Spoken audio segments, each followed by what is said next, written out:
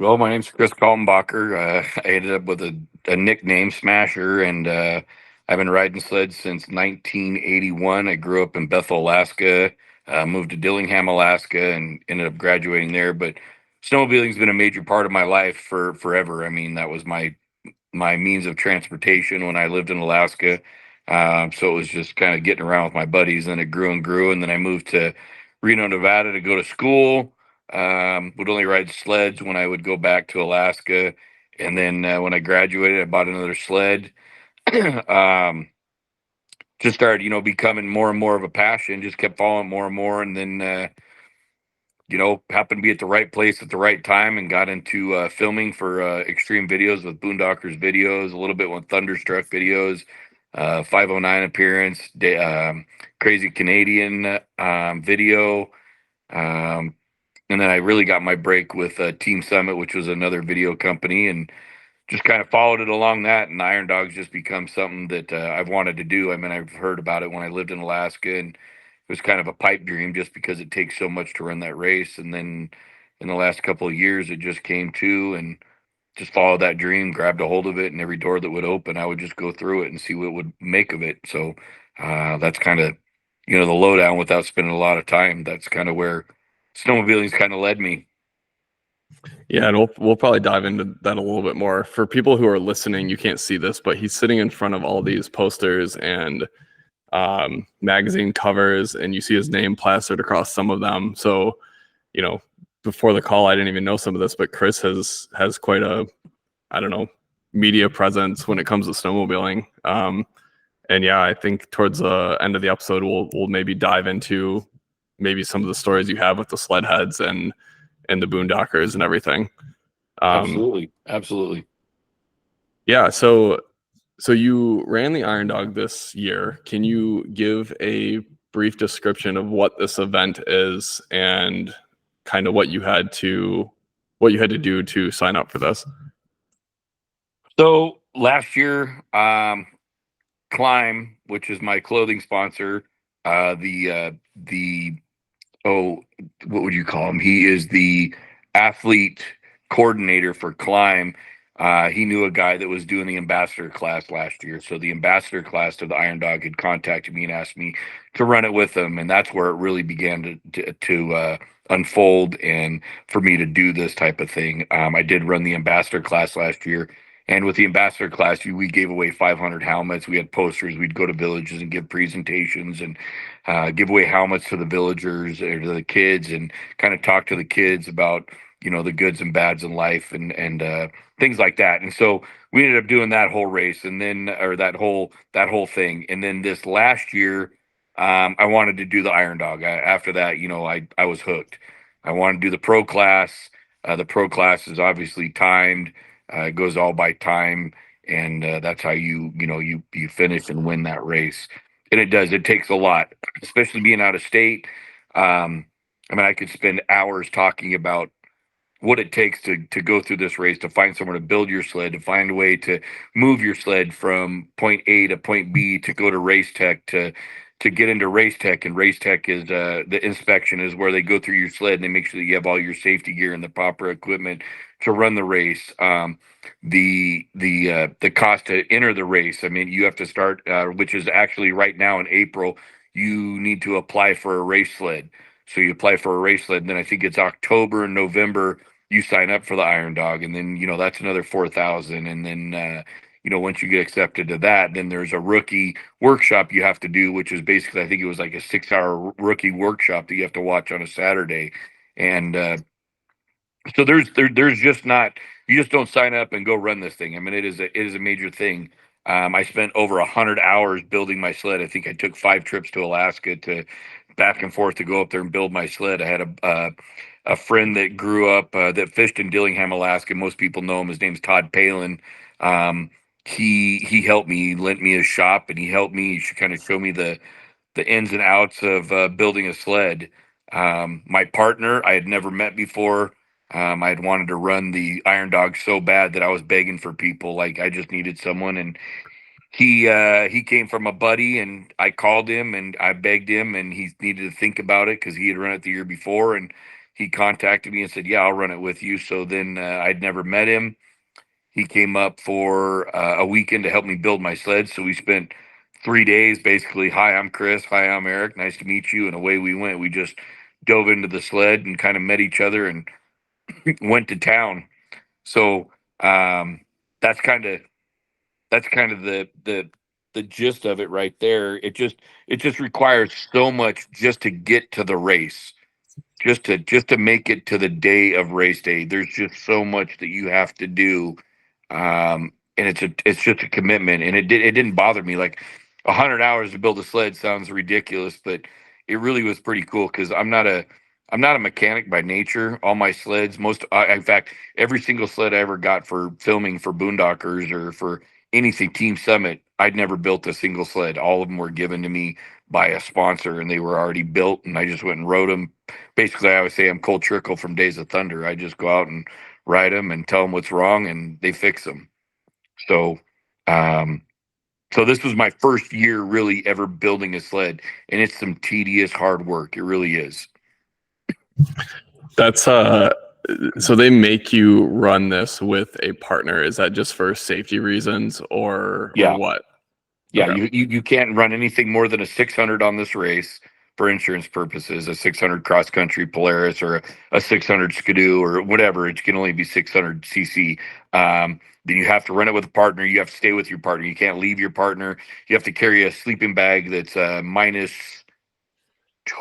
20 below. You have to carry a stove, a cup, flashlights, batteries, matches, laser, um, extra clothes, extra socks, extra goggles, extra gloves. Like that has to be on your sled. And at any point along the way, if they check your machine, you don't have it, you're disqualified. Yeah, I So was going through the checklist, and it's pretty. There's a lot of stuff you have to have on there, and my understanding is that it's all for safety, right? You break down in the middle of Alaska, and you have to have that stuff to survive. Like, and I'm sure you have stories of people sled actually breaking down. When I interviewed the guy that did the Iditarod Trail Invitational, which is like a 350-mile fat tire race, he was actually sleeping on trail, and that's just a part of that race. But um, it's wild. It's like wild the gear that you have to have together to just survive and make sure you're not screwing yourself if something bad happens. Um, yeah, so I wanna go into this building of the sled because I saw the requirements. You just said it. You can't have anything bigger than a 600. Now, what are you doing when you are taking this stock sled that you're buying from somewhere and kitting it up, building it out to be for this race? So you get it from Polaris, and it comes just as a race sled. It's a 600 race sled that you can only get there. They only allocate like 170 of these sleds, I believe. So you put in for it, and if you're lucky enough to get, some racers get two, some get one. Um, so, anyways, it comes just pretty much stocked, and you've got to stud your track.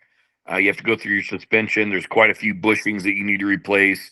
Um, like clips that hold the bogey wheels in, the C clips. You need to make sure that those have some type of epoxy so they don't pop out.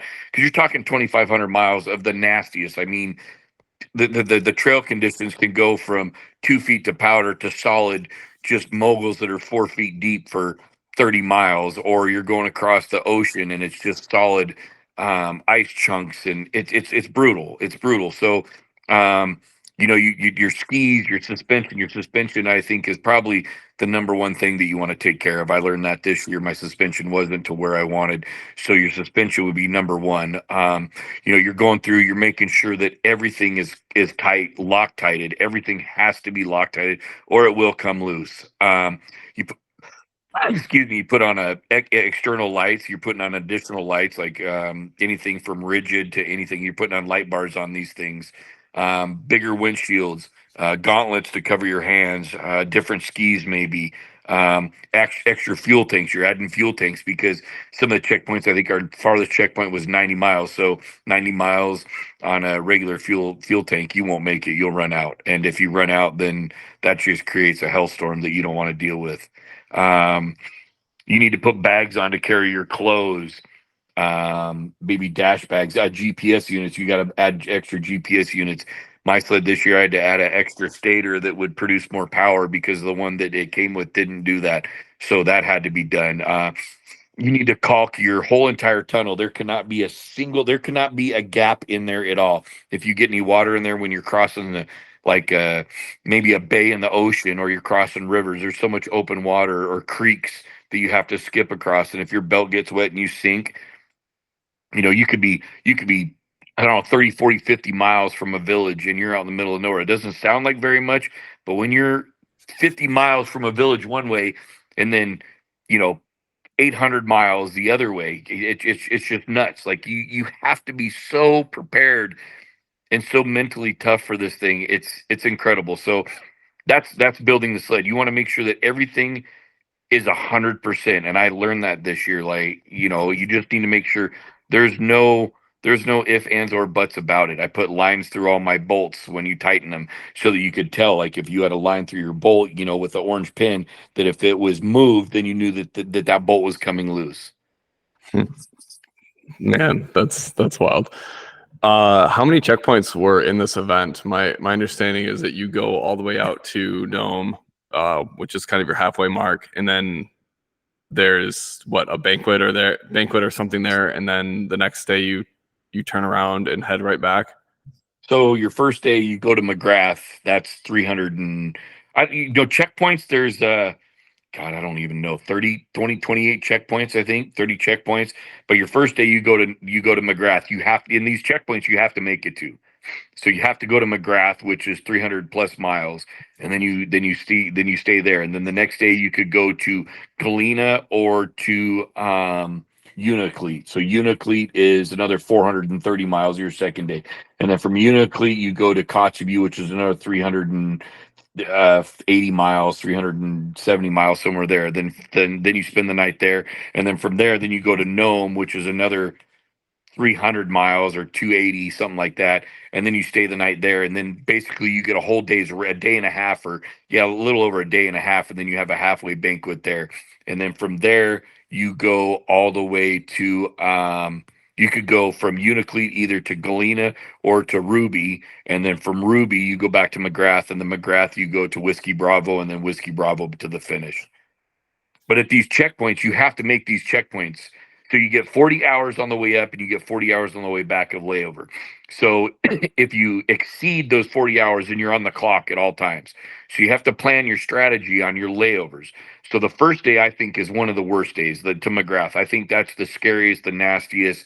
I don't like it. You have to go up the South Fork, which is over the Kuskokwim River, and it's through this canyon. And it's full of rocks, and it's full of trees and open water and ice chunks, and the water either free, like they had just sent, like before we started, the river had frozen all the way from the top to the bottom, so the water was actually flowing over the top of the river. And then 2 days later it froze up, so you could be cruising along and you start water skipping across, and it's a full on river. It could be, it could be anywhere from a foot deep to 12 feet, 13 feet deep, 7 feet deep.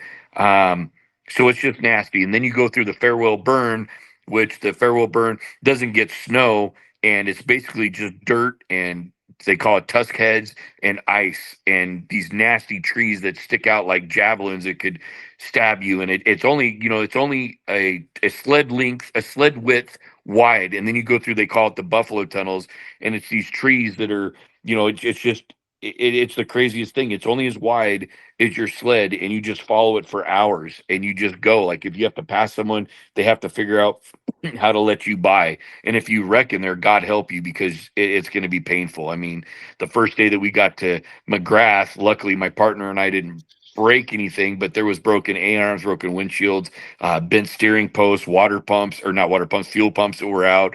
Some carnage. Some people got hurt the first 2 days. I think one guy broke his shoulder. Another guy had soft tissue damage in his back. They all got helicoptered off, and that's the first 350 miles. Wow. If something breaks on trail, are you pretty much done, or can you work with your team to get parts out there? Nope. You can borrow parts from another rider if they're willing to give it to you, or you need to figure out means to fix it, and you can take from the villagers if the villagers have it. You carry, you're between $1,000 and $1,500 of cash in your pocket, so you can buy from the villagers. Like if you need to buy a part from there. Um, when you're going from checkpoint to checkpoint, you're on the clock. Once you get to a checkpoint and you get off your sled, you can get all your stuff off your sled. But when you say time, that's it. You're off the clock. If you need to get back on your sled, it's hour intervals, I think it is. So like if I forgot my cell phone and I need to get my cell phone, I believe they add an hour to your time. So you can only work on your sled on the clock. But to answer your question, if you break something on a trail, you got to figure it out. You have to figure it out. I saw guys, two guys that on the way back, they were 120 miles from the damn finish and they broke their rail and they were asking for ratchet straps and we didn't have a ratchet straps. And unfortunately, I don't know how they fixed it, but I know that they used a bunch of rope, tie wire, and and another ratchet strap, and they ratcheted their rail together. And they spent like, I don't know, 4 hours. They were the last team to pull in, but they made it. That's all that matters. Like that's what counts. That's amazing. Yeah, and I just for my own context, like, correct me if I'm wrong, but isn't a snowmobile, like, you buy a new snowmobile from the dealership, like 10,000 miles is like the end of that thing's life. Even before that, like, you're selling it to someone else at that point, somebody who needs a older, more used sled. Is that accurate? I've got the buddy that let me borrow his sled. I think he's up to 7,000 miles. I did the ambassador class, and his tunnel finally cracked. But these sleds are much different than a mountain sled. I mean, they're Okay. so strong and so beefy. Like mine's got 2,752 miles on it, and that's nothing.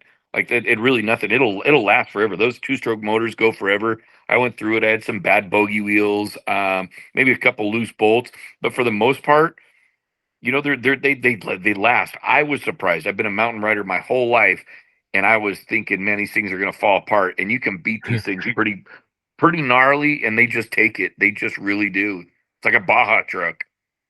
Would you say that that's changed over the years? Because I'm very much used to older sleds, like 90s, early 2000s, and I feel Oh, like once you get over, technology's come a long ways. yeah, okay, I mean, if you take care of it, it's like anything. If you take care of it and change bushings and pay attention to it, maybe you need to put a some new jugs on it, new top end on it, or some pistons. But they run like it's incredible. Going across some of the ice fields or like Norton Bay, I would just hold the throttle of the bar and it was doing 86 miles an hour and it just hums right along. It'd just be like getting in your car and setting your cruise control at 86 miles an hour. It just hums along. I looked at the brake pads. They're 2,700 miles. Brake pads looked fine. The rotor looked fine. Track looked fine. Oh man, let me take a little detour. I got a funny story about brake pads. So I had this old 97 Skidoo up in college, and all my buddies had these newer sleds. This was just like $1,000 special I bought to beat up while I was up there. I didn't have any money. I was in college. And one day we go out and we're just riding the trails there. And I don't notice anything, but I look through the grill on my hood and I see glowing orange. Like, what the hell? So I shut that thing off, slam on the brakes, open the hood, start chucking snow at that brake disc. And everyone was ahead of me. So they went up, they turned around eventually. But it turns out that my brakes were pinching just enough that I couldn't feel the drag, Yep. but they were just glowing that whole thing. And, my buddy turns the sled off. I rip my brake pads apart. I can't brake, and then his sled won't start. So I end up towing his sled home, and he acted as my brakes. We weren't very far from home, but it was like a pain in the ass driving through town and everything.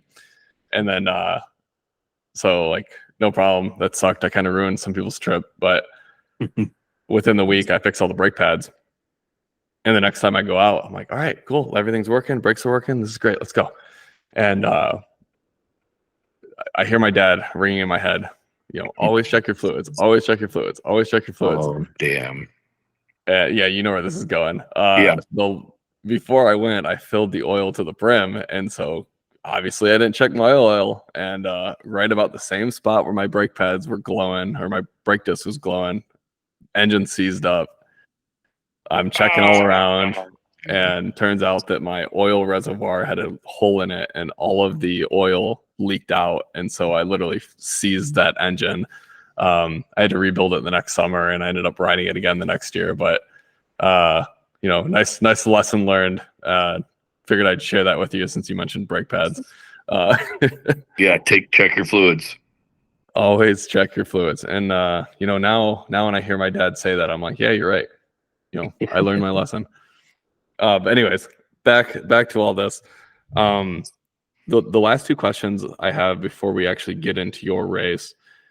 What was the start? Was it a tiered start, or did everybody run at once? No, And you're how 2 many minutes teams apart. competed? You draw. There was 24 teams, and you draw places. And the way you draw, you get called. So, like, if my name got called, then I would pick. I can go out. You're 2 minutes apart. You're 2 minutes apart. So that's how that works. Okay, that's like nothing at all. I'm sure you guys catch up to each other so quick. And then when you get to that halfway point, there's an actual banquet there? Like you actually all stop and hang out together? Yeah, it's a big deal. It's a big deal. You made it halfway. You come down Main Street of Nome. They've got lights up. They've got welcome to Nome signs. It's a big, huge arch. That was always the goal. Like my dream was always to get my picture underneath that, and so that happened. But anyways, yeah. So you arrive.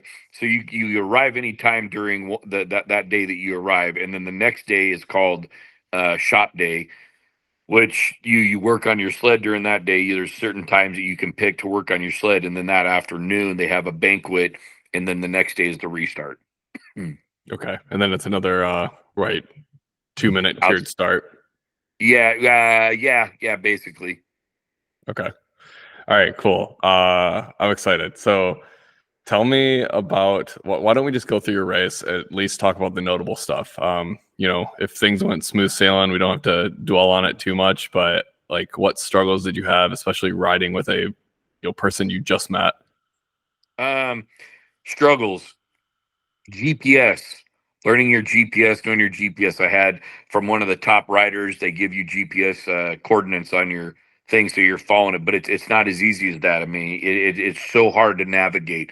Leaving Big Lake to go to the Yetna River, there's tracks everywhere. It's marked fairly good, but still, it's really hard. Then once you get to the Yetna River, you go up the Yetna River to Squintina, and that's just a river. I mean, you can stay. There's a marked trail, but you can kind of ride anywhere. So that was one of the main biggest struggles is GPS, not knowing the trail, not knowing the terrain, where we're going. Super scary at times. The first day, I pulled a rookie mistake, and I knew better than that. But leaving, what is 100? We were basically 100 miles into the race, and you go across these flats, and there's these huge drifts, and it was flat light.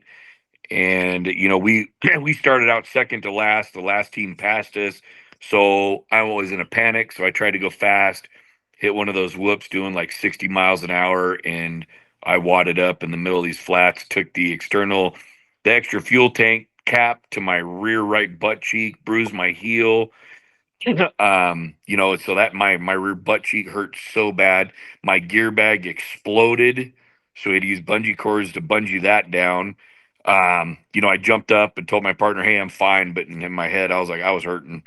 I was hurting. And then my partner got stuck a few times outside Whiskey Bravo, where it gets real. What was it? 52 sleds had gone in front of us, so there was bomb holes and trees knocked down. Like shrubbery, and all the climbs were nasty because there had been so many sleds that go through it. So that was kind of hairy. And you don't want to be the last team. If you're the last team, that's just a bad feeling because there's no one behind you. So if you break something, you're on your own. So if there's someone behind you, you always have that. So that was the first day. I think it took us, I don't remember how long it took us. I think it took us 12 hours to get to McGrath, and the top teams are doing it in 7 or 8. Wow. So that was kind of deflating the first day. And then How fast were you going throughout this first day? Like, what's your speed range? It sounds like there was a lot of technical terrain, so maybe 30, this was one of your slower. Wow, okay. 30, 35 miles an hour. because And you're what going through. You go through.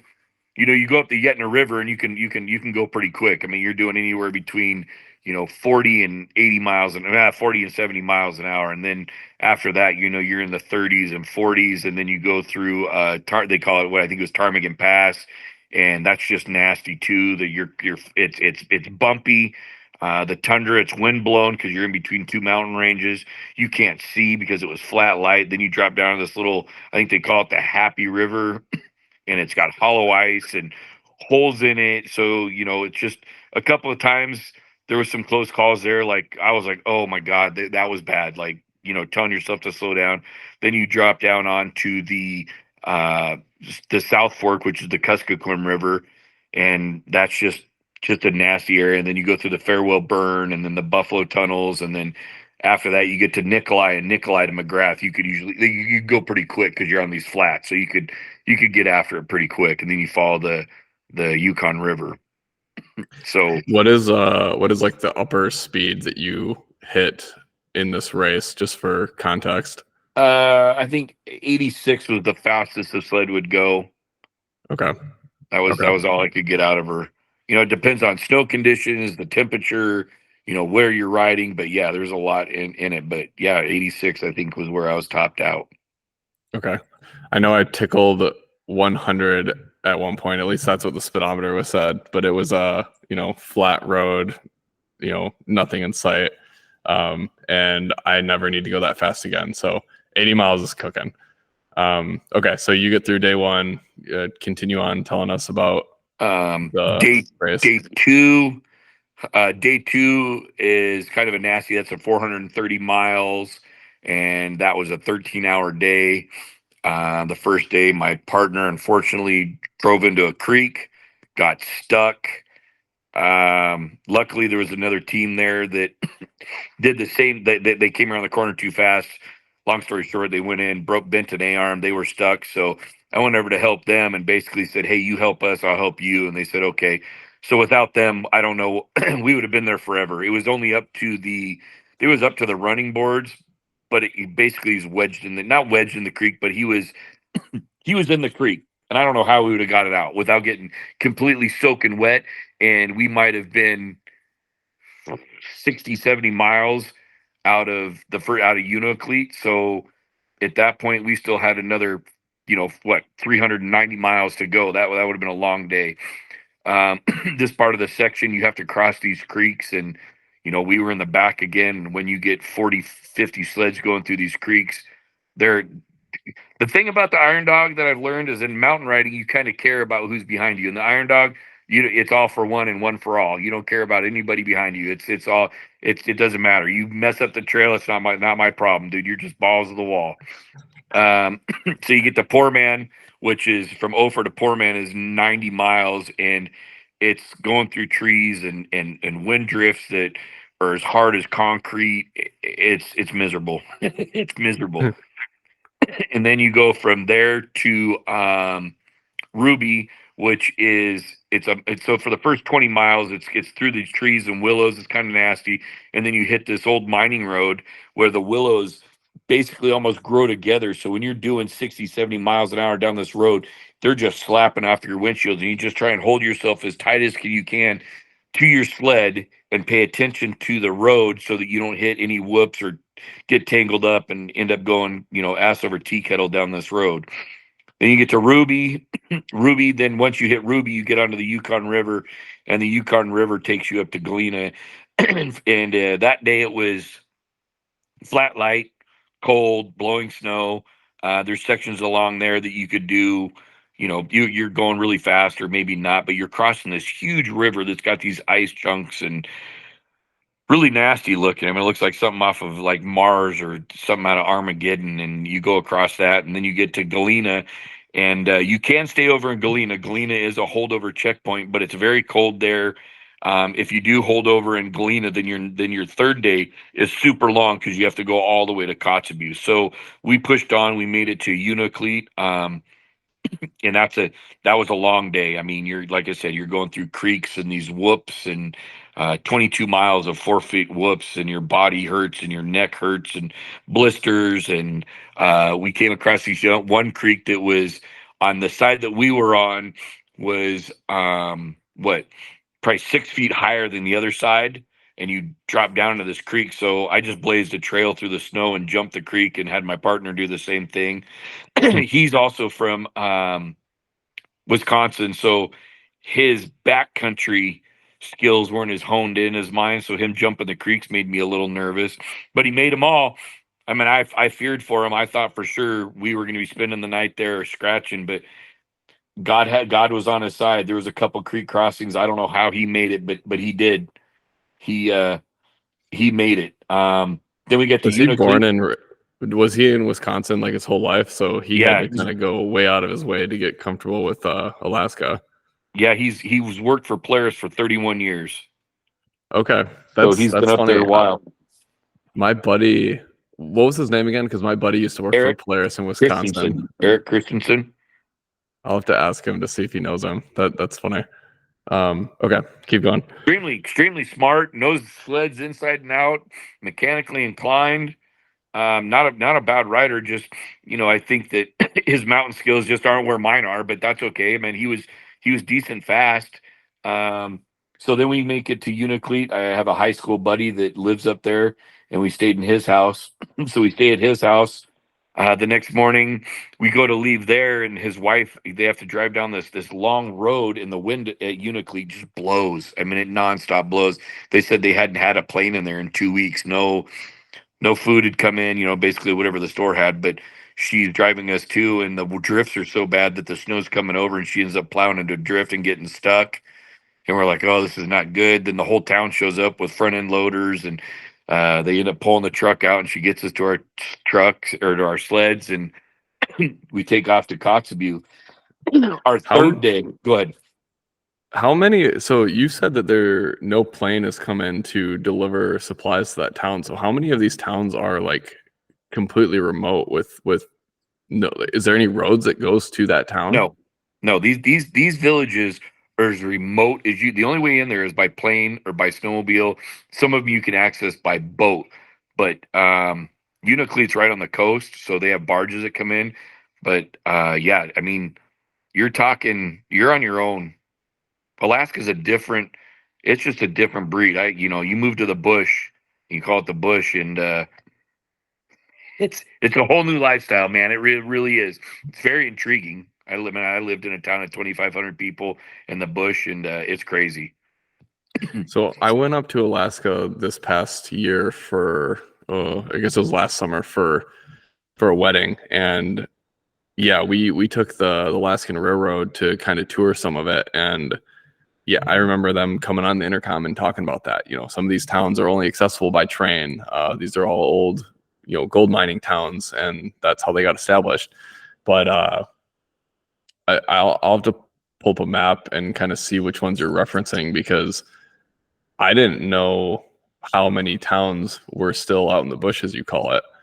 Oh, they're everywhere, and you might have, what I'm trying to think of a couple of them. I want to say there's 80 people up to maybe 200 people up to 1,000 people. So everybody knows everybody, and it's crazy.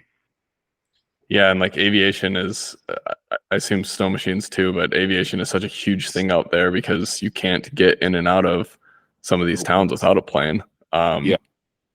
I think once we get to the race, we should actually pull apart what it was like living up there and growing up with snowmobiles when you're out in the middle of nowhere. I have that like jotted down to talk about later, but continue on. So we leave Unicleat. It was storming pretty good. You leave in Unicleat, and we get to Buckland. We get to Buckland, and we had met up with a father and son. It was Kris Carroll and Austin Carroll. They were team 18, and the father was like, "Hey, do you want to run this part of the race together?" And it was blizzarding so bad. There was probably, I'd say anywhere between 30 and 50 mile an hour winds. It was snowing. You couldn't see more than 20, 25 feet in front of you. You have to follow the river out of Buckland. Um, there's two ways to go to Kotzebue. It's a newer loop, but I can't remember what they call it, but it's a Kotzebue loop. You can go left to go one way and then right another way. And so they stagger it every year. So one year you go right, one year you go left. And I took the left turn. We were supposed to go right. And before that you're following this river and the wind's blowing so bad and there's these huge ice heaves. The river isn't smooth, it's just these huge ice heaves. And the snow is blowing so hard that it blows off the river, so it's super glossy, and you're just following your GPS. There's no trail, and it's a huge river, and it's super spooky because obviously it's not open, but you don't know that for sure. I don't know if there's overflow, if there's the ice had melted and now it's freezing again. So you're just kind of staring, and once in a while you can see the carbides that have hit the ice, or you see the studs that have kind of chewed up the ice. So you kind of just follow those and you follow your GPS. Well, I took a left turn and we weren't supposed to, and I'm just staring. I was the leader, and you're just staring at your GPS, or you're staring in front of your sled. So we're going. We do this for about, I don't even know, 15 minutes. Well, then I stop because I wanted to ask the dad of the father and son team a question. Well, when I turned around, there was nobody there, Oh my gosh. and it's completely white out. And so I was like, okay, no big deal. I was like, I'll just turn around. I'll just turn around and follow my tracks back. Well, when I turn around, there's no tracks. I mean, there's nothing. The snow is hard as concrete. So maybe once in a while you'd see like a carbide, but other than that, like a carbide scratch. But other than that, there was nothing. So then I got really disoriented. And as you look around, it looks like a something out of a movie where there's just a fog. There's just windy, and maybe you see a little tundra, or maybe you see a little bush. So there's nothing. So I sat down on my sled, and I was like nice and calm. I was like, okay, I'm okay. I have my Garmin in my pocket, so my wife is following me. I have Jeep, or the Iron Dog is tracking you, so they know where I'm at. And then I have my GPS unit on my sled. So I zoom out with my GPS unit, and I see that where Kotzebue is, and I see where Buckland is. And I was like, okay, well, I'm going to head back to Buckland because the last known place that I saw everybody was coming off the river. So that's where I was going to go. I had my GPS set at 750 feet off of the trail, so you could be off the trail 20 feet, and it's completely different from what you were doing on the way out. So I was hitting drifts and trees, and I'm like, what in the hell? I don't remember any of this. I'm spooked. So I keep going, and I just kept telling myself, I'm going back to Buckland. Like I'm going back to Buckland, which is an hour away. I'm gonna get back there. We're gonna, and in my head the whole time I'm thinking, okay, when we get back to Buckland, now we're 2 hours away where we should have been 2 hours forward, and the Iron Dog doesn't care. Like, we go back to Buckland, we still have to turn around and head back to Selawik, and then that's where we were going. So I go for about, I don't know, 15, 20 minutes, and all of a sudden I see it, like I almost run into them, and there they are. And I went up to the dad. I was like, what the hell happened? He's like, dude, totally my bad, my bad. He goes, I looked down at my GPS for like 5 seconds, you kept going. When I looked up, you were gone. So I was like, that's not cool. He's like, hey, we're going the wrong way. So, anyways, we go back, we get down the river, we start going the right way. We did that for 8 hours. It took us 8 hours to get across through this to Selawik. And at one point, I stopped and I asked the father, Kris, I'm like, hey, does it feel like we're going in circles? Like, it really, my left arm was so tired because the wind was pushing so hard from your right. Like, my right foot was a little cold because the wind would blow so hard that it would hit the boot just right, that the wind was going in my boot. My left arm was tired. My neck was tired because I was trying to hide behind the windshield. My hands had blisters all over them from holding on the sled to it so tight, because when you're leading, you can't see anything. You cannot see dips, you can't see bumps, you can't see holes. The people behind you, they're just kind of cruising because they're watching you. They see if you bounce, then they know it's coming up.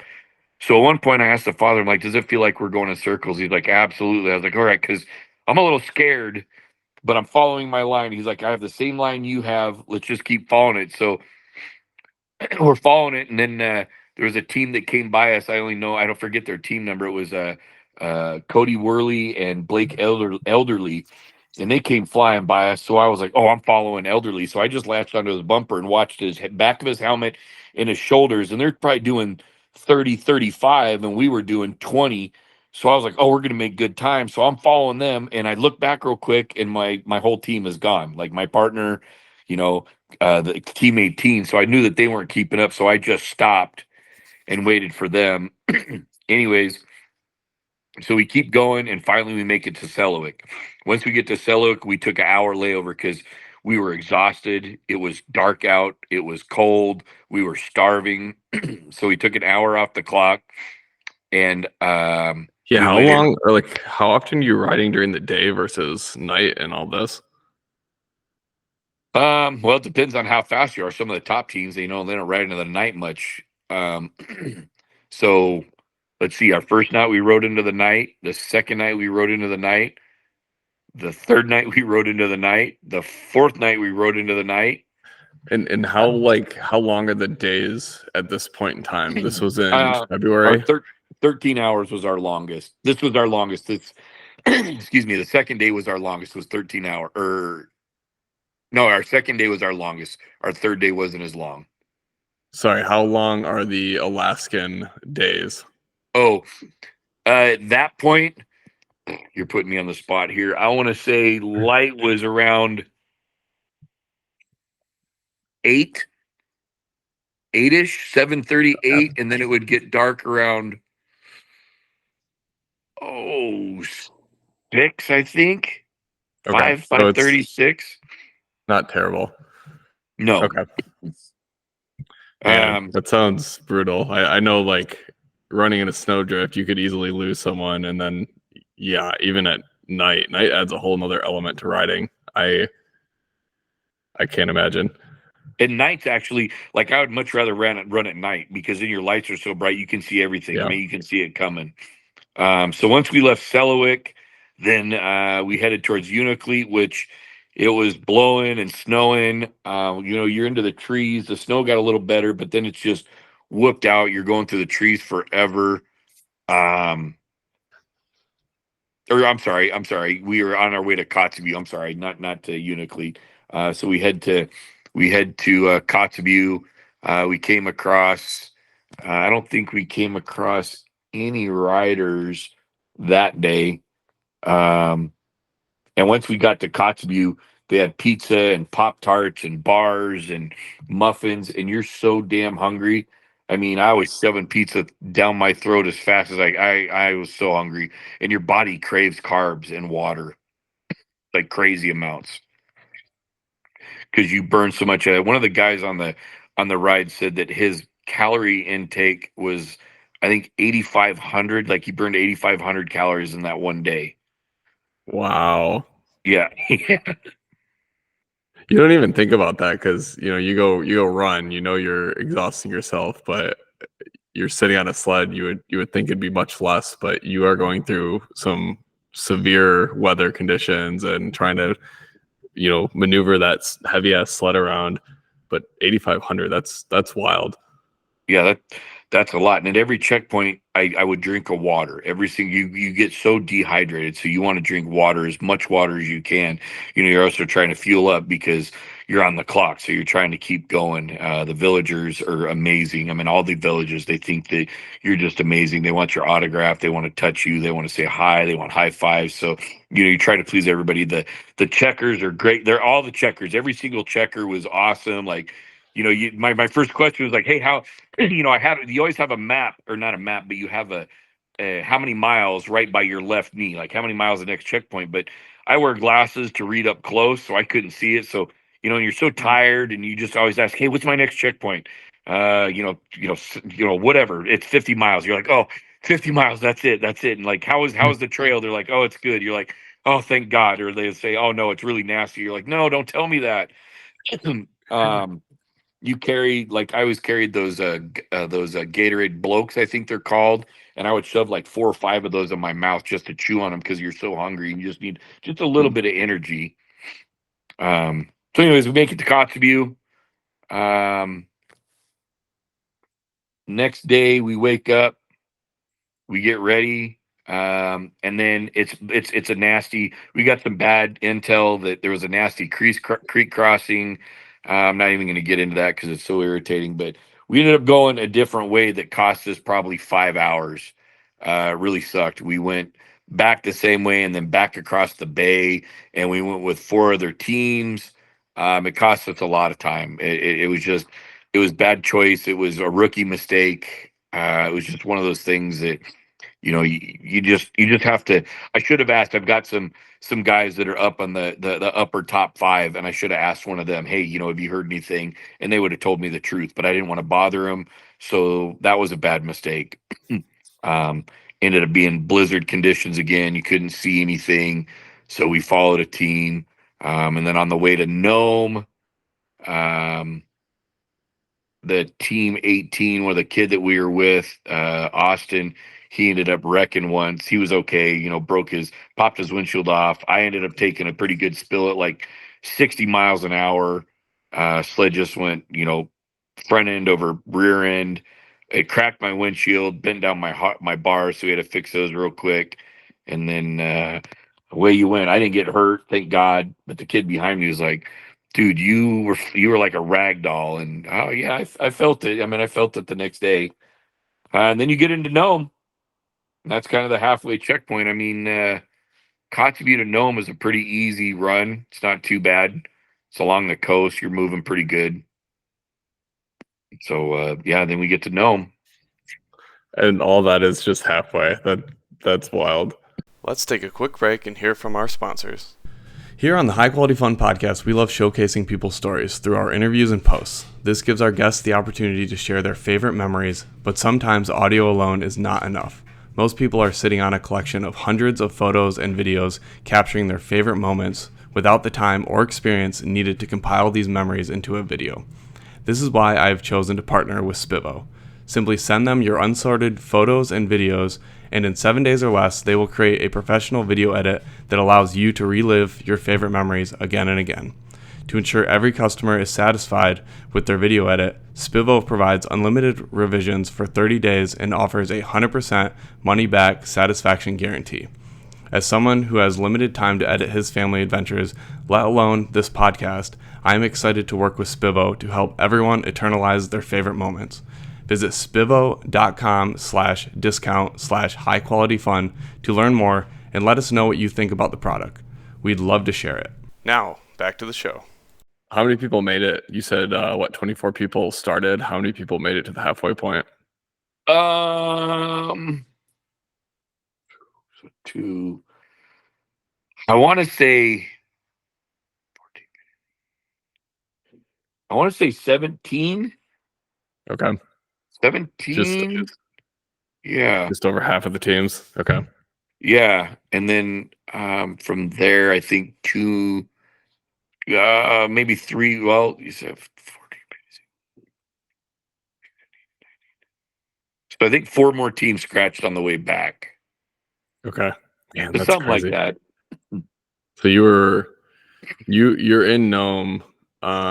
Did you have to do a lot in the shop, or did you actually get to enjoy yourself and recoup, or was it all just brutal repairs? We only had 15 minutes on the clock. We had to replace one ski rubber on my partner's sled.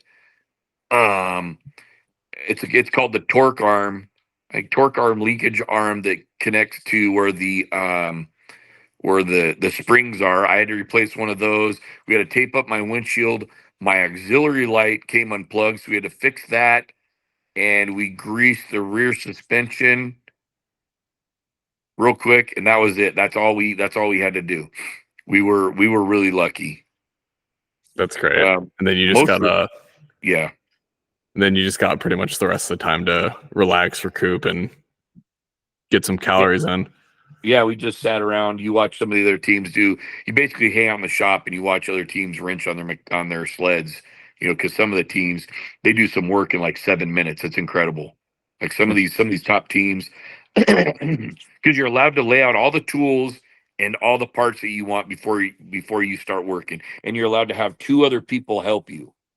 So you can pick any two people to help you work on on your sleds, which is really cool. And then you can lay out all your tools and all your parts. And then when they say 3, 2, 1, go, then you're on the clock.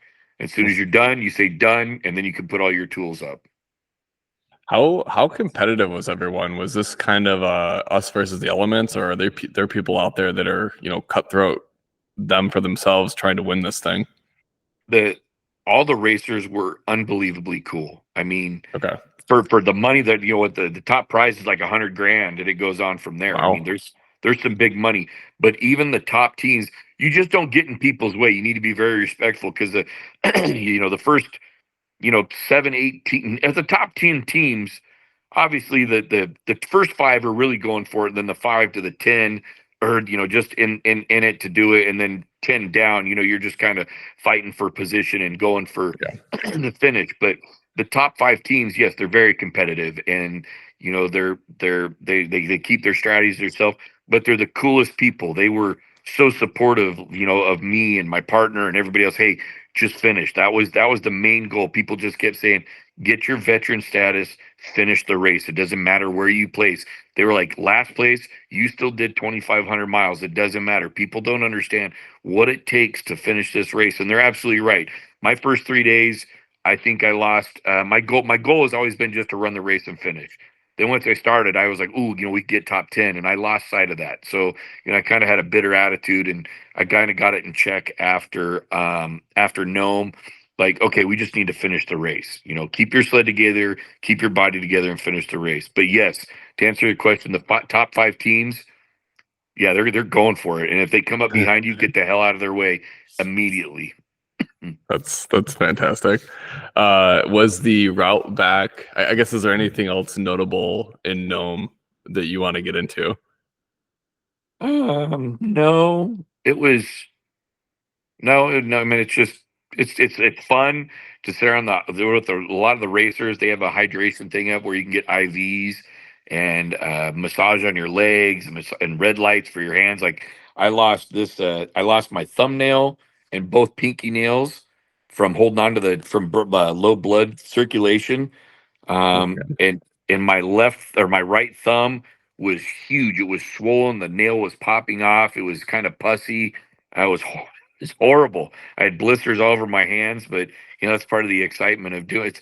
You know, it's doing it. How much pain and what are you willing to go through to do something like this? And I told my partner, you we're gonna have to carry me off dead. I didn't want to quit. Like I had so many people that were rooting for me, and I didn't want to let them down. So yeah, but gnome was That's gnome. awesome. And I know that isn't Nome the end point of like the ITI and I did a the rod. Iditarod sled Yeah. dog race? Okay. Yep. Is that a fully what'd you call it? Bush town where you have to Yeah, import everything? it's one of the bigger villages around. Okay. You have Okay. surrounding little villages, but yeah, that's the biggest. That would be like your city. Okay. Very cool. Um, so you guys all line up, you do your tiered start. Um, are you following the same exact path back, or Yes. is it slightly different? Okay. Now you And, follow it back. okay. So all the pain points you already highlighted, I assume, are pretty much exactly the same coming back. Was there anything unique or anything that changed that happened on the way back that you didn't experience on the way up? Yeah, so on the way back, so the top leaders, the top guys, when it snows, they'll take a layover. So it's all a strategy game, it's a head game. So if it snows a lot, some of the top teams will take layovers to see who's going to break the trail because if it's fresh snow, you're going slower. So they want to go fast. So the next day, when we left Unaclete and we were going to Galena or Ruby, it was a beautiful day. I mean, it was gorgeous. We left Nome. I can't remember what the weather like was in Nome, but after we left, no, yes, I do. Once we got out of Nome, it got real sunny. It was beautiful. We were going, we were hauling the mail. We got a good crossing over Norton Sound where you basically just were holding it to the bar with smooth ice, just sailing. We get to Unaclete. Unaclete, it was beautiful, sunny. So some teams were taking layovers. I told my partner, let's just keep going because it was so pretty. And then on their way to Caltag, it was going across the tundra. There was probably a foot of new snow. It was the coolest feeling. I had my GoPro on. I was filming it. And then my partner broke a torsion spring. which really it slowed us down, but not too bad. And then it was like I said, it was 22 miles before Caltag. It's these 4-foot whoops, and it's miserable. Like I was yelling at my helmet, and irritated, mad. And then about 10 minutes before Caltag, I broke. They call it. I call it the H bracket, which connects my lower shock bolt to my into my suspension, and it broke. So we get into Caltag. I tell my partner, hey, I broke something. He broke something. So we get off the clock immediately. We take a 2-hour layover. One of the villagers took us to their house. They had spaghetti, moose stew, macaroni salad, water, and you just pretty much are shoving food down because we're starving. And I believe this was 6 o'clock at night. And this day, we were really doing good. I mean, we were about middle of the pack, so we were doing really good. We made some time. So we took that 2 hours. The ladies or the young lady's house that we were at, the brother had a sled that we could borrow parts off of. So we went out there. Of course, it's buried up to the handlebars. It's cold. You put your headlamps on. My finger, my thumb is swollen. My partner's thumb is swollen. You have blisters. You're tired. Maybe you're a little bit wet from sweating. You know, you're cold. So you go out and we dig the sled out. We take all these parts off. We fight it. We get the parts off. We go back in. We warm up real quick. Now we're on the clock, so time is against us. The villagers give us a ride back to our sleds. Basically, I start working on my sled. My partner starts working on his sled. It starts snowing a little bit. And by now it's 9 o'clock at night, 9:30, and we still have 130 miles to go. Oh my gosh. So How, we how finish did up. you Go you ahead. didn't know this guy, right? Like it sounds like you guys are all celebrities when you're rolling into these towns and you're so rushed for time. I assume you're just frantically, hey, we Yeah. need this part, and people are Yep. just more than willing to volunteer and help you out. I'm Uh, telling you, the villagers of Alaska, the people in Alaska, these village people are so amazing. They're willing to do, they make their money or they're willing to help. They are really willing. They just think it's cool because most of them, I'm sure, don't have the money or the means and methods to do this. So they really do. If you treat them nice, they're going to treat you nice, and I love it. Like every single village I've made a friend in. Every single. I had one village that I was telling him last year that I wanted some aguduk, which is Eskimo ice cream. I pull up and he was hitting me up on Messenger on Facebook or something. I was like, I want my aguduk ice cream. Well, damn, his wife went out of the way and made me some aguduk ice cream, and he brings it in this little glass container. And I'm like, I can't even eat it. Like, I can't take this with me. There's no way. I felt so bad, but cool people, amazing. would you say that they go above and beyond for the racers, or is it more of, that's their community? You don't have any you don't have connecting cities most of the time, so you really are just leaning into the people around you, and you have to, you know, do what you can to help support that community. I would imagine that everyone's really helpful there because it's such a small, tight knit area. Um, they're willing to do everything. I mean, they're part of the reason that the Iron Dog happens. Some of them are go out and Okay, they break trail, they cut trail, they put up markers for us. I mean, they do a lot. They do. They're the reason that the Iron Dog happens. Honestly, I mean, not fully, but without them, it wouldn't happen. yeah, and I bet they're also doing a lot for the ITI and the Iditarod sled race too, because Oh, those they all do. fall like within 2 months of each other. Yeah. Yeah, okay, that's very cool. One thing, just like a little tangent, one thing I like when I'm talking to my guests on the podcast, it's always very cool to see how the community comes in because you have your sled community that you could probably rely on throughout Alaska and Nevada, but you don't know these villagers, and I just think that's so cool that they just embrace you guys to do what they can to let you finish this. Oh, So you pretty absolutely. much you pretty much broke this guy's sled to fix yours. Did you just like get his address so you can mail him some money down the road? Nope, that's exactly what happened. Well, he people know people that people that people that people that know people that more people. So we knew who he was, and so my partner, when he got back to Polaris, he just got all the parts and sent him all the parts. We sent him all the Awesome. parts, maybe some extra stuff, and you go from there. That's really cool. That's really cool. Okay, so you rush back to your sleds and you We fix fix everything up. them. 100 miles to go. The villagers are like, there's 5 people that stayed. Everybody else had gone home. You can't have any help from any villagers, so they just stand there for support. We got our sleds going, gave them the deuces, and away we went. So we took off and we got to, so it was 80 miles. I think it was 80 miles to Galena, and that was a layover checkpoint. So we could stay there, but it was shoot, what was it? It was 10 o'clock, 11 o'clock there.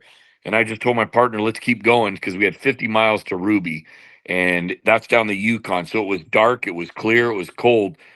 So in the next day, a storm was supposed to come in. So this is where it really was an advantage to us because we kept going. So we did. We went to Ruby. We made great time. Honestly, we got there at 1 o'clock in the morning.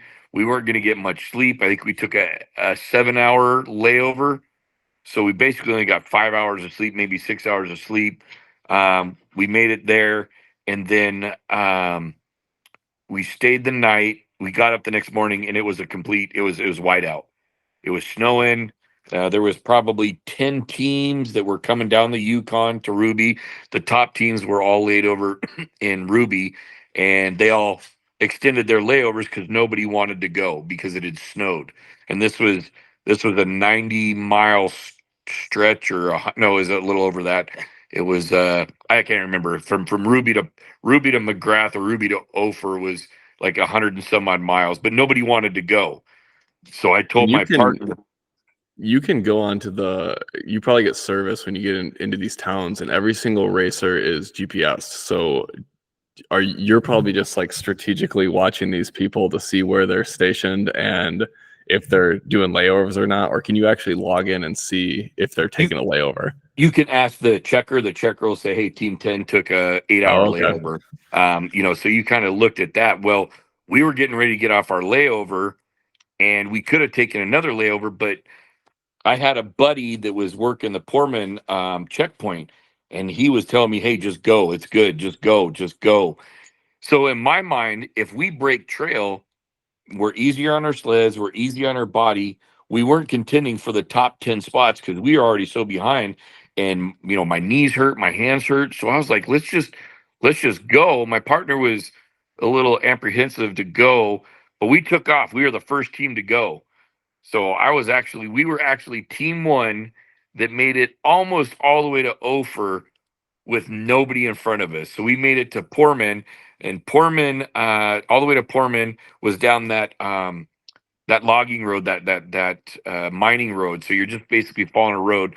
So we got fresh tracks out of there. Then we get to Portman, and we leave Portman, and it goes from basically some inches of snow to probably almost 2 feet of fresh snow, and it Okay. was just amazing. Just floating. The bumps didn't hurt. We were obviously using more gas than everybody else. Um, then we do this for, God, I don't know. It was like 80 miles, and then you get down. And then we were supposed to take they call it the Anoka River, and the Anoka River a couple days before that had an expedition team that I believe was stuck on it for a day or a day and a half because it was full of overflow because it had warmed up and then snowed on top of it, so it was slush. So they told us to stay off the Anoka River because of the danger. And so we took the Iditarod Trail, and we rode the Iditarod Trail. Well, by the time I had realized it was too late, I already dropped down on the Anoka River. It was following my GPS, and that was really scary. Like, you can see the brown water. Like, when you come around a bend, there'd be some brown water, and you try and stay away from that. And I'm following my GPS, and we followed this for, I don't know, we follow that for probably 15 minutes, and you're holding it to the bar, and it's just barely moving, and you're going and going. We finally find a place to stop. I stop, and I was looking at my partner. I'm like, okay, this is a little nerve wracking. Like, because if you get stuck in that slush, you're done. Because you're gonna have to get help. If you get help, you've automatically scratched, unless it's from another racer. But no other racer is gonna stop to help you on that, unless you're dying. Like, it's just over. That's just the way it is. So I had texted a buddy off of my Garmin and was like, "Hey, am I going the right way?" And he was like, "Yeah, you're going the right way." So he was like, you have another team that's coming up behind you. Another team came up behind us. It was a rookie and a guy that had run it 3 times. So the rookie, I said, hey, I didn't know he was a rookie, and I was on 1 bar of fuel, so I was close to running out. He had like a gallon and a half, and I was like, hey, you know where the trail is? He's like, yeah, I do. And I was like, well, how many times have you done this? He's like, I'm a rookie, and I asked his partner, and he's like, oh, I've scratched 3 times. So I'm like, oh, this is bad. This is not giving me that warm fuzzy feeling. So I asked him, would you like to lead and break trail? And so he was like, sure. So they take off. And as we take off, my partner got stuck 3 times back to back to back. So we ended up losing them, but we made it into Ophir. I was on low fuel, made it into Ophir. Fuel up at Ophir. Then we take off. We get to McGrath. We're the 4th team coming into McGrath, which is great. I mean, so we've been leading, this whole way. It's, all the other sleds are behind us. We got a good layover in McGrath. We wake up the next day. We leave McGrath to head to Whiskey Bravo, and that was a pretty good run.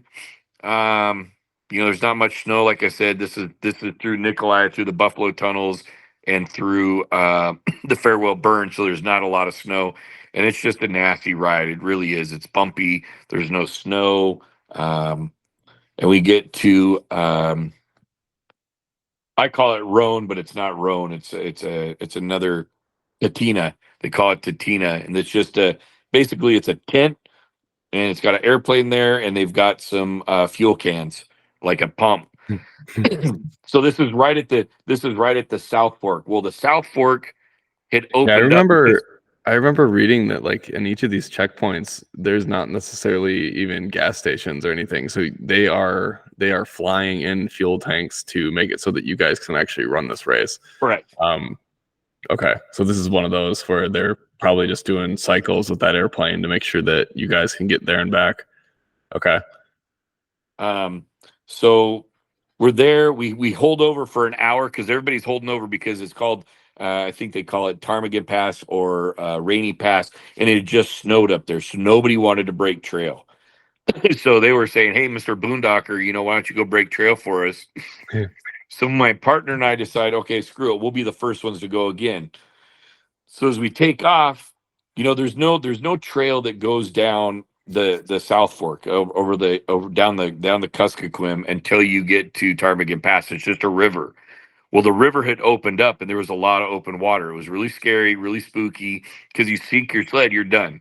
So we make 3 crossings and I lose the trail. I don't know where the trail is. And I can see that we need to be on I guess it would be the west side of the river, but there's no bank over there. I'm like, well, we can't skip across. So we search around a little bit and I tell my partner, hey, I don't feel comfortable. Like this is just a bad idea. Let's go back. Let's wait for one of the top teams to run us. So as we're heading back, we came across team 15 and he was like, hey, I know where we're going. So we start following them. Well, the guy in front was he was going pretty quick. So I was like, okay, well, he knows where he's going. Well, he goes to skip across the river. He makes 1 hop, 2 hop, and bloop, and he sinks his sled in the river. Oh no. He's standing out there. He's up to about breast height, standing on his seat. I grab my phone and take a picture real quick, and that picture's been floating around. It's all over social media. I take a quick video. I hear him say, I've got about 1 minute and then I've got to go. So he jumps in the river and he starts letting the current take him towards us. And his partner grabs a rope, and you can hear the guy swimming. And he's like, so I grab the rope from his partner and I throw it to him. We pull him out of the river. He's like, I'm okay. And he's like, I just want to run down the bank, just to keep warm. We're on the clock. So we're like, we'll go back and tell checkpoint that you guys, you've scratched your sleds in the water. So we go back and we tell them blah, blah, blah.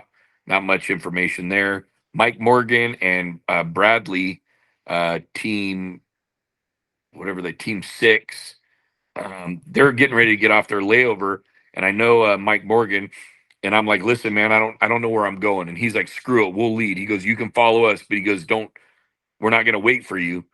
So Mike goes, and it was pretty scary. Like it was pretty crazy. The man knew exactly where he was going. I was watching him. I've been riding sleds, like I said, my whole life, and every line that he took, it looked very calculated. Like he knew what he was doing. he knew the limits of his sled. He knew the limits of, his ability. And basically everybody behind you, you better just keep up. Like, that's just the way it is. He never looked back. He didn't worry about it. His partner was right on him. I followed his partner. My partner followed me. We ended up skipping up this river. I would say a good cup, probably 100 feet, 200 feet, going up the current, bouncing off ice banks. And we followed them all the way to Ptarmigan Pass. And then they lost us after that. And we made it through Ptarmigan Pass, and we made it to Whiskey Bravo. We were the fourth team into Whiskey Bravo, which was good because it was lots of powder. We got second tracks all the way through Ptarmigan Pass, which is this super deep snow that's windblown. I ended up wrecking in there. I hit a buried huge boulder. It bounced me off my sled. My partner said I was probably 10, 15 feet in the air. Just threw me for a loop. Anyway, so then you make it to Whiskey Bravo, and then that's the last holdover to finish. Man, and what place did you finish in? We finished 14th. Okay. Wow. And you we said could have had 13th. We were so close to 13th, but the stars just didn't line up, man. that's wild. What was what was that finish line like? Were there people there cheering? What was that? What would that feel like getting across that finish line? It was the greatest. It was just a dream come true to see that huge climb, blow up there. My wife, my two boys, my dad, my stepmom, my dad's new wife. My wife was waving the checkered flag. Eric's wife was there with his son. So you come down this runway, and it's just some people and fans, and I had other fans there. I had some old classmates that were there, and it was good. Like, you made it, you did it. It's over. It's over. Oh my gosh, that's great. I like the cadence that you were telling that tail end with too. Like, I was getting a little, giddy about all the struggles you guys are getting through. Yeah, so I don't know how did that relationship change with you and your partner from the start and finish of this thing? Because you didn't know the guy, and now you just went through total hell with him. Like, I bet you could trust this man with your life at this point. Like I said, he's very knowledgeable. He didn't quit. He wasn't give up. He didn't complain. Neither one of us complained. I mean, we both had blisters. He's got skin graft on his right hand because as a kid he blew up part of his hand with dynamite. Wow. So the skin graft on his hand, it's I can't remember where he got the skin from, but it doesn't callus up like our hands. So his hands were pretty raw. He did wreck like 5 miles coming out of Whiskey Bravo, and I guess he did hurt a rib, but he made. I didn't know he hurt a rib, but he made all the way back. His vision, he has to wear pretty thick glasses and stuff, so his goggles were an issue for him. But I mean, he made it. He did it. So that says a lot. That's wild. Yeah, I don't care where we take this right now. I normally aim for an hour, and we're definitely over that, but I am enjoying everything that we're talking about. Is there anything else you want to share about the race itself? Maybe crazy stories that you heard from other racers. Are you considering doing this again? Yeah. Crazy stories. Team 7, which won it last year, they totaled a sled, so that ended theirs. They hit a buried barrel out in the middle of the tundra, just smoked the sled, totaled it. The craziest thing was seeing that sled sink in the river. And when that happened, no lie, that brought tears to my eyes because I knew his Iron Dog was over. And you figure you're 200 miles from the finish, 200 miles. So you just went through, 2,200 and 2,300 miles of the worst possible, and you're 200 miles from the finish, and you sink your sled. So that was heartbreaking to see. I mean, that bums me. The whole Iron Dog, the first, my goal was we just have to make it to McGrath. If you make it to McGrath, then the rest is good because there's no danger. That South Fork, the Kuskokwim is really just a nasty, and it's just nasty. I mean, people get hurt, they lose sleds, blah blah blah. So then, the way back, it was once we hit to Tina, all we had to do was make it to Whiskey Bravo. If we made it to Whiskey Bravo down the South Fork, man, we were home free. Like we've made it, we've done it. We're finishing this thing. It's golden. Um, Other stories, no. I mean, that was probably the nastiest. I mean, people broke A arms and shocks and torsion springs, but nobody got hurt, anything like No, that. And no airplane rescues or anything wild. no, just there was two helicopter rescue or two helicopter evacs. The guy that hurt his back and the guy that broke his shoulder the first day. Yes, I'm planning on running it next year. I want that top 10. I really want that top 10. They up to top 10. They give money and you get one of those Happy Gilmore checks, the big cardboard ones. I want that cardboard check. Like I don't even care about the money. I just want that damn cardboard check to put in my garage so I can look at it and go, I've done it. Like I've made it. I've got my place in history. That's really cool. Are you going to do it with the same person? No, I'll do it with another guy that I'm been begging the guy from Team 18, the father of Austin and Chris Carroll. I've been asking him to run it with me. I'd really like to run it. He's done it 5 times. He placed in the top 10. He's also a snow crosser, a freestyle guy back in the day, so I kind of know who he is. Super cool. If not him, then I've got one other buddy that I think is tough enough to make it, and I might do it with him. That's wild. Um, yeah, I think the last thing I want to draw on. What was it like getting into getting into snowmobiling growing up in Alaska? Because you know, I have a small lens of this. I went to college there, and yeah, you could literally take the snowmobile from town to town and make that your mode of transportation. But where you're at, you like that was almost the only form of transportation. Um, what town did you grow in, and I don't know, like what was it like just snowmobiling in Alaska? I guess. I grew up in Bethel, Alaska. Well, we moved to Bethel, Alaska, and I started riding sleds there. And that was our only means of transportation. That's all we had. We didn't have a car. My parents bought a 1990 or 1981 Polaris Star 250, and I started riding that. And then we moved to Dillingham, Alaska, and I think that's where it really kicked off. And I would ride my sled to school, to basketball practice, or if there wasn't snow, I'd ride my quad to school, to basketball practice. That would to my girlfriend's house. I'd ride my sled. That was my means of transportation. That's all we'd do. We'd ride all day, every day, all day. That's all we would do. Um, How that was young how did young this this. start? And then did Uh, you also have to use that to like how often are you going from town to town to get supplies and whatnot? so I lived in the big city. So Dillingham was a town of Okay. 2,500 people. Bethel was they were the major hub. So I never actually rode. I never rode to any villages because there was no reason for me. We just used them to Okay. go camping, or my friends would hunt, so I'd follow them. But yeah, I would never go to different villages. Nowadays, I probably would just because now I know, there's so much more out there and there's people that I could hang out with. But yeah, so I just grew from there. Um, you mentioned that you're going camping while doing this, and I just think based on my conversation with the guy who did the ITA, I just feel like that's like an Alaskan thing. Not many people are going out and camping in the winter, and you guys are just like opting to throw on all your gear, ride out to the middle of nowhere, find a place to camp and hunker down and in the snow. There was always cabins we could go to. I remember one year, my buddy and I took off in a blizzard, and we couldn't make it to the cabin. So I was supposed to have brought the tent. Well, I forgot the tent. So we built a shelter.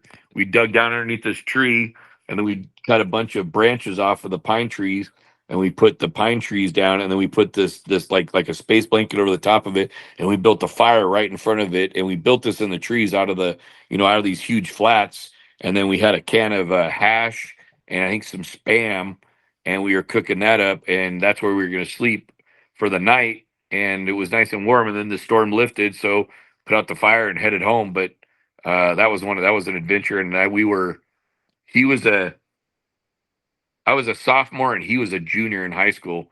And it was a full on blizzard. My parents were like, "See ya, have a good time, be careful." And that's probably before you had any GPS or anything. So it Oh was yeah, really just, nothing. we'll Yeah, see you in the morning. I wouldn't let my kids do that. I'd be like, hell no, you're not going anywhere. You crazy? You could That's die out awesome. there.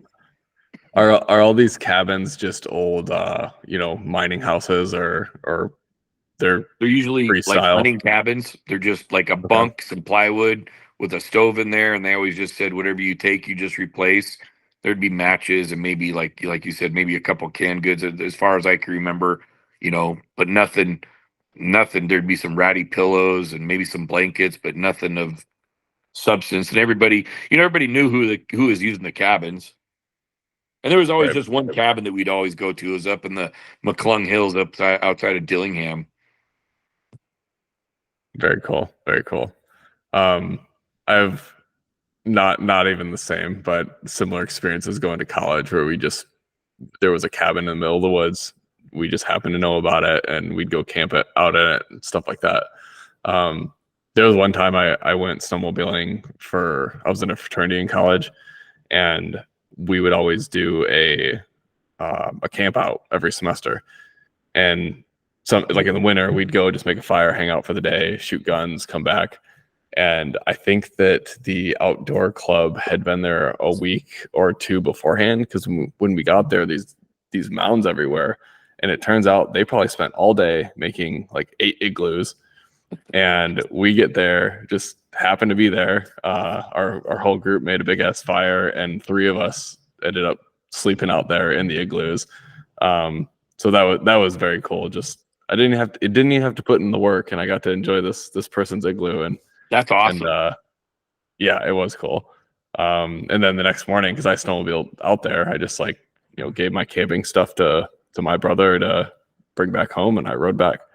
Um, well, Kris, this was super fun. If is there anything else you want to go into before we sign off? Um, Well, like I said, I'll be doing it again last year. I do post quite a bit on my Instagram account, which is Smasher14. So, it was nice during the race. I mean, I had so many people. I had so many messages that they were supportive and people cheering me on that it really, some days you're just whooped. And to read those and know that people were following you, and then to get home and say, why did you go so slow here? What happened here? Why did you turn around? And it was really cool. Like that day that I led the race for 100 miles. I had so many texts like, dude, you're winning the race. Keep it up. I'm like, dude, I'm not even close to winning the race. I just happen to be in front, because it's all timed. But the more people that follow me, I appreciate it. It's really cool that you get that support and it kind of cheers you on. Like, don't give up, keep going, man. You're killing it. I really like that. I got quite a few buddies that were good about that, and no, I really enjoyed this a lot. That's great. I really did enjoy this. This is just hearing about these different wild events that are out there and peeling them apart. Where I don't know, a few months ago I didn't even know this race existed. So I very much appreciate you coming on, telling me your story. Congrats on completing it. That's an unreal Thank you. feat that I doubt a lot of people have done. Um, and yeah, maybe we'll keep in touch, and next year, if when you do it again, we can talk again. I'm doing it. I've some way, somehow, I'm gonna make it happen. I just got to get my partner. I'll put in for my sled, but it's in the works already. I mean, I just made another trip to Alaska to disassemble my sled and get it ready to sell. So yeah, I'll be doing it again, man. I appreciate this very much. It was great talking to you. Thank you for listening to the High Quality Fun podcast. If you guys enjoyed this show, please give us a follow. And if you have a good story or just want to say hi, feel free to reach out to us on Instagram or YouTube. Thanks for listening.